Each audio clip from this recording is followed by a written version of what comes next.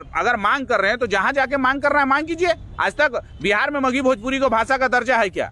और वो लोग हैं कौन? उनकी पहचान क्या? उनको अपना पहचान बताना होगा कि वो कब से रह रहे हैं। हम रह रहे हैं तो हमारे पास खतियान है, आप कहाँ रह रहे हैं ये बताना होगा। आप किसकी जमीन पे रह रहे हैं? अगर आप एचएससी की जमीन पे रह रहे हैं, सेल की जमीन पे रह रहे हैं, बीसीसीएल की जमीन पे रह रहे हैं तो मांगिए बीसीसीएल से। झारखंड सरकार उसमें क्या करेगा? एक तो हमारी जमीन पे आप रहिएगा, सरकारी जमीन पे अवैध अतिक्रमण करके रहिएगा और बोलिएगा अलग राज्य दे दो, तो एचएससी देगा। एचएससी उसका जवाब देगा कि वो लोग कैसे बस गए। प्रशासन को समझ में नहीं आ रहा है कैसा प्रशासन है। वही पुलिस प्रशासन अमरीक बाहरी का एक दरोगा रैंक के पदाधिकारी हम लोग को बाहरी बोल सकता है क्या? वो हम लोग का सर्टिफिकेट बांटेगा क्या? तो ये सब चीज नहीं चलेगा।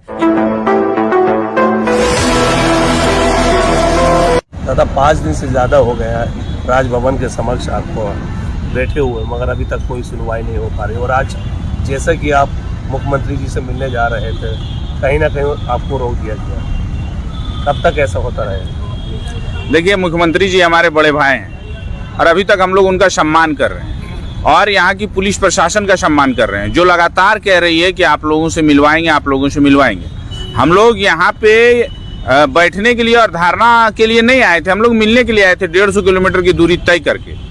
और आप पहले दिन पुलिस प्रशासन ने हमें बाहरी कहा, आज कहा कि ज़्यादा करोगे तो एफआईआर कर देंगे, केस कर देंगे। तो हम लोग सीधा सीधी है कि भैया हम लोग मिलने के लिए आए हैं और आपकी बातों पे हम लोग चल रहे हैं। हम जब माननीय मुख्यमंत्री हमारे गांव जाते थे तो हम लोग उनको लोटा में पानी देके स्वागत करते थे। आज हमारा ये हो रहा है, पूरा झारखंड देख रहा है। और आज से हम लोग आमरण अनशन कर रहे हैं। 23 लोग हम लोग भूख हड़ताल पे जल भी नहीं लेंगे, आमरण अनशन पे हम लोग बैठ रहे हैं। पूरी झारखंड देख रहा है, झारखंड की तमाम माँ बहन लोग देख रही है, जो हमें सहयोग कर रहे थे वो लोग भी देख रहे हैं कितना तकलीफ करके गए। और राज्य का एक मुख्यमंत्री जो झारखंड का बेटा है हमारा सुध नहीं ले रहा है। अच्छा, एक बात और आपसे सवाल करना है कि जिस तरीके से भाषा विवाद पर आप जैसे कि आपने आंदोलन छेड़ा, और आपका कहना यह भी है कि उर्दू का भी विरोध आप लोग कर रहे हैं।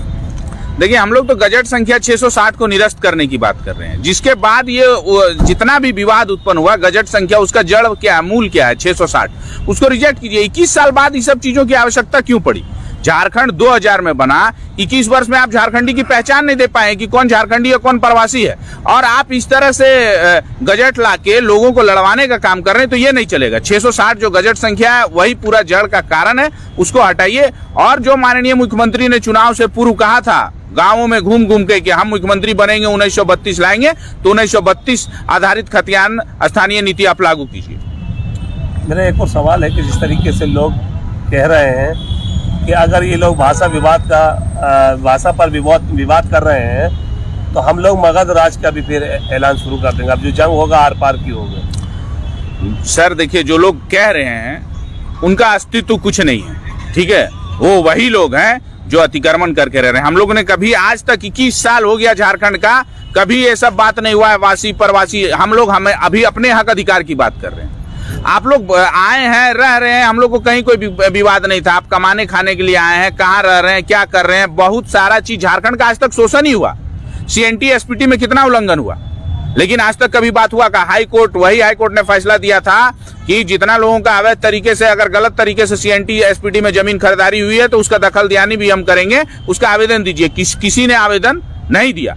हाई कोर्ट का आपको मामला आदेश याद होगा कि बोकारो और धनबाद में अतिक्रमण मुक्त करो, क्योंकि सेल की जमीन हमसे ली गई है, BCCL की जमीन हमसे ली गई है, और वहां जो अतिक्रमणकारी है उन्हें मुक्त करने के लिए। लेकिन फिर भी वो विवाद टला और हाईकोर्ट का आदेश पे स्टे लगा है। और अभी तक वो लोग हैं जो लोग अगर मांग कर रहे हैं तो जहां जाके मांग कर रहे हैं मांग कीजिए। आज तक बिहार में मगही भोजपुरी को भाषा का दर्जा है क्या?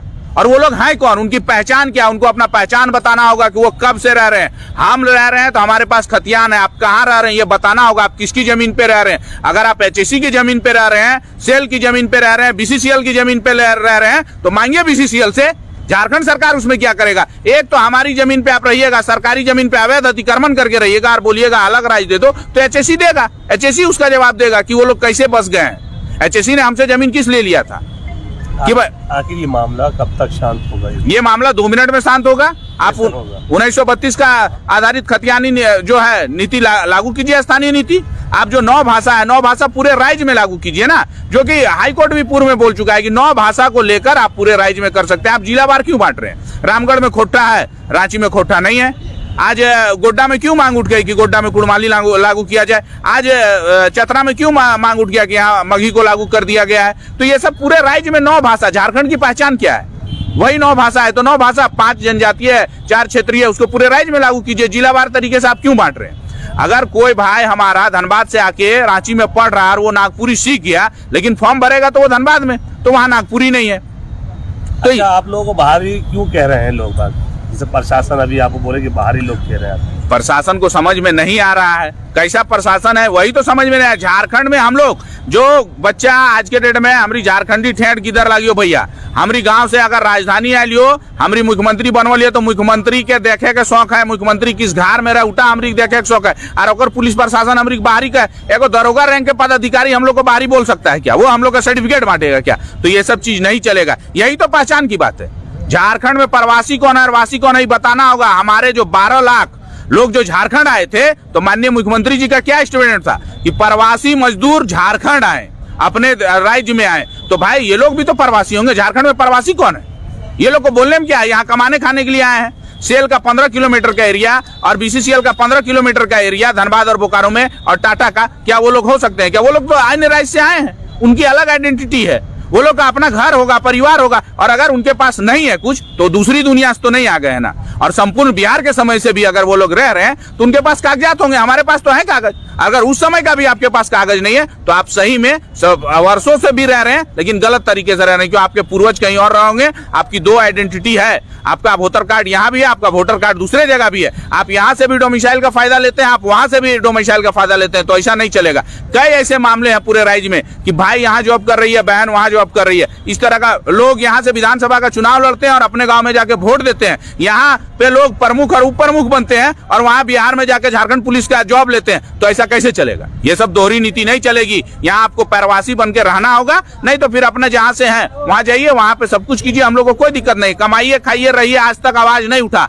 लेकिन आज जब हम लोग अपने हक की बात करेंगे तो आपको हमारे साथ खड़ा होना होगा। क्यों? क्योंकि ये हमारा हक और अधिकार का बात है। आप रहिए, आज तक व्यवसाय कर रहे थे, बिजनेस कर रहे थे, हम लोग ने कभी रोक टोक नहीं किया, लेकिन हमारे हक पे अगर आप मारी कीजिएगा, आप देखिए बोलना तो हम लोगों को नहीं चाहिए, लेकिन फिर भी आपको मानना होगा कि आप किराएदार हैं। मकान मालिक बनने का कोशिश कीजिएगा, हमारे हक और अधिकार पे कब्जा कीजिएगा तो फिर निकाल दिए जाइएगा।